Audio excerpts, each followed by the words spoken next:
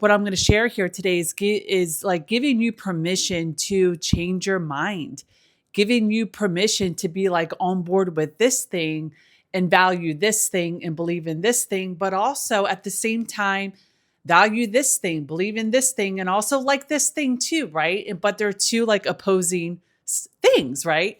And I think that this is where a lot of self-doubt can happen. A lot of second guessing can happen, and just a lot of like unnecessary drama in your head can happen is when you feel like you are doing something wrong, or you feel like you're bad or something's wrong with you if you agree with this and also this, and it's two opposing things. So that's pretty much what I'm going to lay out for you here today in this video. Here's what I'm running up against, and I just want to like share and get off because maybe this will help you in some way. So my family and I, like my husband and me, we're not religious people at all. We are spiritual people. We believe in a higher power. We believe in being connected to something bigger than ourselves. We believe in energy. We believe in law of attraction. Whenever I hear God or someone heavy in prayer, because I do have, Catholics in my family, Christians in my family, other, religious people. So whenever I hear that, I replace it with universe, mother nature, things like that. But we're open, we're open to, other people's beliefs and religions. I love learning from them. I think they're interesting, but I don't necessarily subscribe to them. I say this to say school age is coming up. We have a public school. Literally, you can walk to it in 10 minutes, but it's not a neighborhood public elementary school.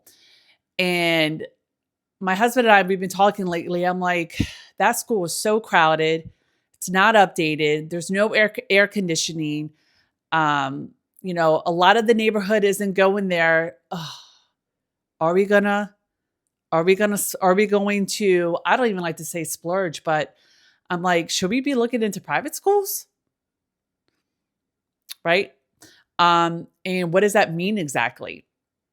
Does it mean like a Catholic school, a Christian school? Does it mean a secular private school, like with no religion? So we've been looking, and I'll tell you what,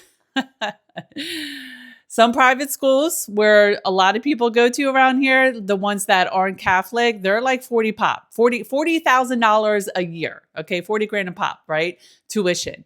And I've been talking to people. I'm like, well, we're not going to spend 40,000 a year for, elementary, middle, like that's just not something that we're going to do. What are the other options? Because not everyone here are millionaires, or not millionaires, but not everyone here is making, over 300,000 a year. What are they doing? So we've learned that people who don't want to do the public school, that is just really small, it's overcrowded. I mean, those teachers are probably managing the classrooms. It's just, not something we want to do. At least this is our thinking right now. Anything could change. But what are people doing that are just like normal, everyday people that, work hard and pay their bills and have time to spend with their family? What are they doing? So come to find out what these people are doing, these families, what they're doing is they're doing private Catholic schools. I'm like, oh, okay. So that tuition, just like long story short, for that part of it, I guess, that tuition is about $10,000 a year, more or less, kind of just depends when all is said and done. I'm like, okay, 10,000 a year. I'm willing to do that. We're willing to do that. But we're not Catholics. We're not religious people, but we value having values. We value community. We value leadership, learning, taking personal responsibility, accountability, giving back to your community, and just education, right? And typically what you'll see in private schools is not overcrowded, obviously, because there's an investment, but it's a smaller teacher to child ratio, and there's just a lot more involved. Like, yes, it's faith-based, but there's so many other positives to it when it comes to community, leadership, values, integrity, stuff like that, right? So it's not something we practice, but yet we're open to it because of the other values, the other things that are being taught there or that are offered, right? So I'm going to, move on and talk about some other stuff here, but I just wanted to share this because like, are you someone like me to where you're racking your brain and you're like, when it comes to education, maybe you live in a certain area and you're like, I don't want to do this. Or we've been doing it. What are some options? But this is not like a faith you practice or that you're totally bought into. Or you have some other values and beliefs and, spiritual values. Like it's in my opinion, how I feel, it's totally okay to be okay. I don't agree with that, but I do agree with this, or I do like this. Like I don't like this, but I like this. So I just don't think there is black and white when it comes to making decisions that are important for your well-being or your family's well-being or for a, relationship or for a professional stance, whatever it is. It can be both and. Okay, so I'm just sharing this because if this is relating this specific thing, or maybe something else to where it's like a both and for you, you're not crazy. It's just you don't have to get pigeonholed, right?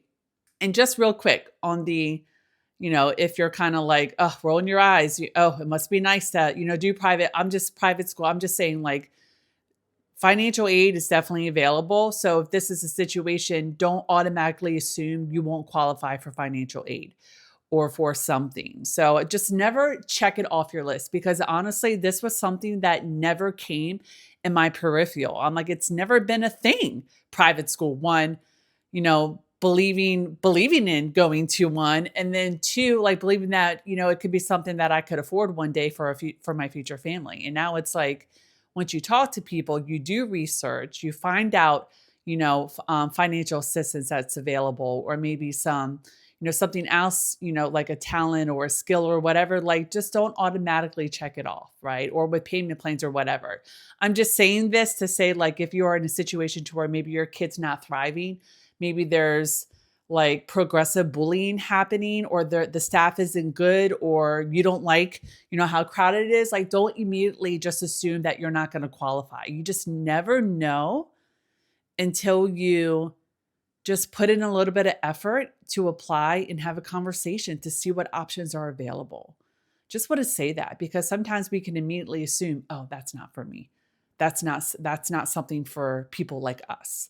So don't try not to put yourself in that bucket of like thinking or assumption, because you never know until you try.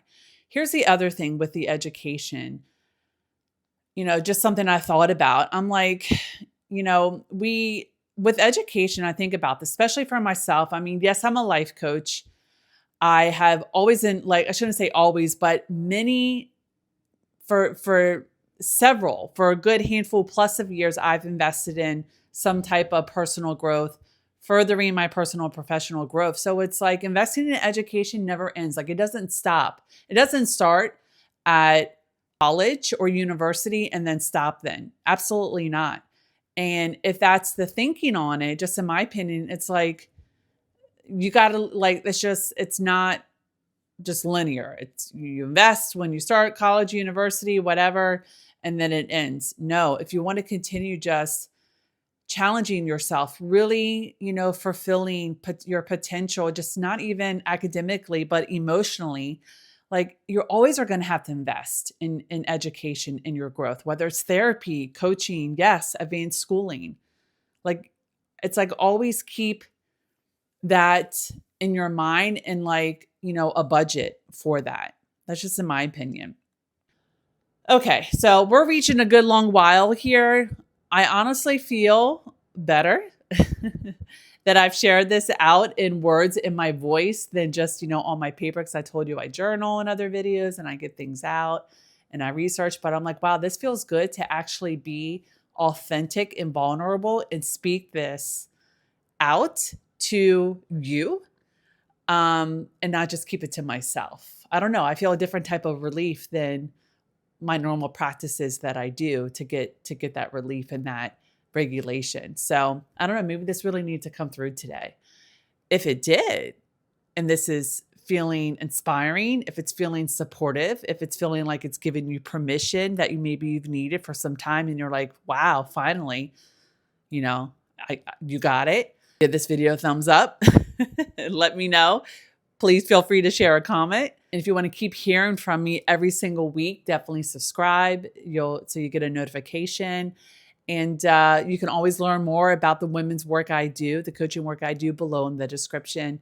All right. I hope this was helpful. And I will see you next week in another video. Bye for now. Thank you for watching.